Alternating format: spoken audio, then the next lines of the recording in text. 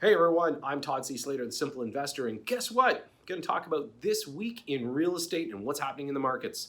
Numbers out for July, we're looking very positive. In the G.T.A market of Toronto, Ontario, we saw increases up to 16% in value. Now, does that mean the market's going to overheat? Well, the doomsayers at CMHC are telling us, quite frankly, they think that we're on a huge cliff right now and that they think the market's going to collapse. So let's talk about why I don't think that's going to happen. First and foremost, there's just not enough inventory out there. This is what's spurring this huge drive in prices right now. And don't forget, the interest rates are historically low. When we talked to Dave Butler at Butler Mortgage, he was telling us flat out that these are the lowest interest rates he's seen in 20 years. When you take a look at 5-year fixed mortgages that are guaranteed, we're taking a look below 2%, 1.89% for a 5-year mortgage. That's pretty inexpensive money. So why is the market just taken off? Well, let's think about what happened during the pandemic. Everybody had to stay at home. Everybody started to realize that home becomes more and more important. So this is one of the driving factors. One of the things that I think CMHC forgets to keep in mind is the fact that you've got the human element. You know, they want to turn around and talk about CERB being cut off. They think that there's going to be a huge amount of defaults. It's going to flood the market. We're going to have so many properties that'll come in. They actually are predicting the condominium market to crash. I think they've lost their minds. And one of the reasons why I'm going to say that is their minds, okay?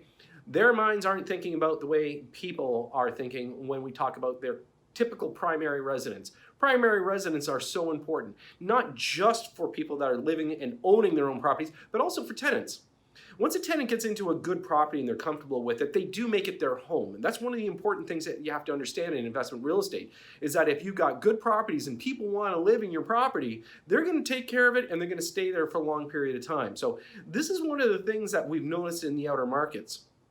When we're talking about the rental market, of course, this is the area where people that are happy with where they live and can afford to stay there are going to stay put for quite a few years.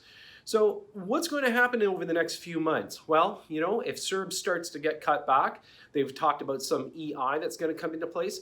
But these weren't the buyers when we were talking about the pandemic, when we were faced with everything in March and April, when the market basically got shut down.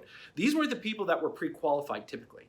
And so now those people that have been sitting on the fence for so long, they're ready to go. And they've been waiting, just waiting till we could turn around and get this market opened up a little. Now, keep in mind, when we were looking at the numbers in February, I was predicting probably one of the biggest years historically that we've ever seen in real estate as far as numbers of transactions. In fact, our guesstimation was probably going to be superior to 2016, 2017, potentially 120,000 units being sold. Now, why did this thing get derailed? Of course, everything gets shut down, pandemic, concern, everything else happens. But that didn't mean that the demand, the mindset wasn't there. And this is what CMHC is not quantifying in their numbers.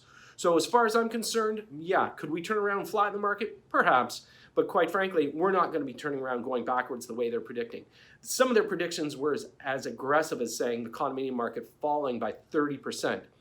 I don't agree with their numbers. Maybe you do, but I'm going to tell you, as far as what I see as the market, we're going to end up 2020 probably on a bit of a high as far as values. We're going to be low when we talk about inventory because, again, we pretty much got shut down as far as inventory goes.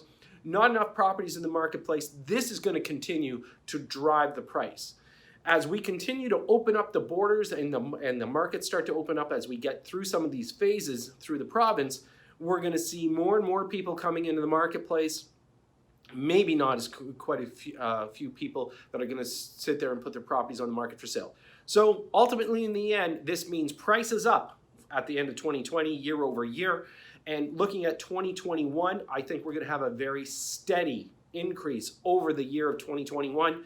Interest rates are going to stay right where they are. Bank of Canada, the Fed in the US are predicting that they're going to need to keep lower interest rates for the next couple of years so they can start working on the economy. Does this bode well for real estate if you're a real estate investor?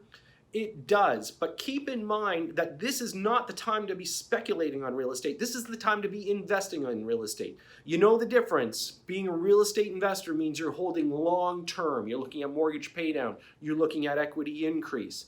When you're a real estate speculator, you're hoping that you're taking a flyer. You're going to be able to flip that paper, flip the property, and make a quick buck.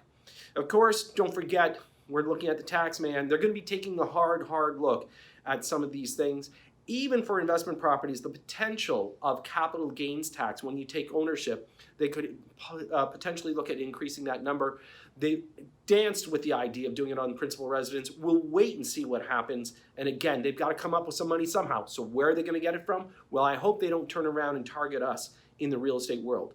Anyways, that's my quick update for this week. Have a safe weekend, and I'll talk to you next week.